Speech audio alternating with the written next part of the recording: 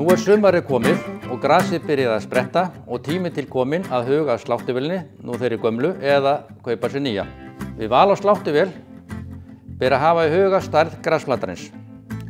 Ef hann lítill eða meðalstór, dugar oft handsláttuvél eða rafmagnssláttuvél, en bensínvél ef hann stærri.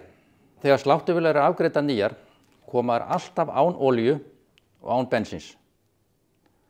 Það er líka mikilvægt að lesa alltaf leiðbeiningar sem fylgja vélunum. Olían sem þarf að setja á vélina er svona smávélaolía. Þessi heitir SAE 30 og bensínið er 95 oktana bensín. Þegar búið er að setja olíu og bensín á vélina getur verið svolítið erfitt að gangsetja hana og er þá oft nauðsynlegt að ýta hérna á præmihnappinn 1 til 2 sinnum og rýkur hún þá í gang. Þegar vélin er köld þá getur verið nauðsynlegt að ýta aðeins ofta 3-4 sinnum á præmihnappinn til að fá hann í gang. Þegar vélin er gangsett þarf að hafa öryggishandfangi inni og þegar því er sleppt drepst sjálfkrafa á mótor innan 5 sekúnda. Munið að athuga bitið á hnífnum reglulega og alltaf að hreinsa vélina eftir notkun.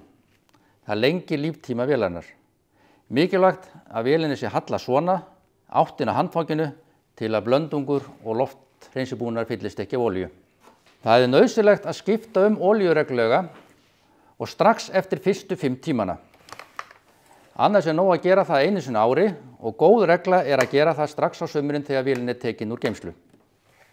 Þegar sumar er búið og veturinn kominn, þá þarf að setja vélina í geymslu og hún þarf að geymast á þurrum stað.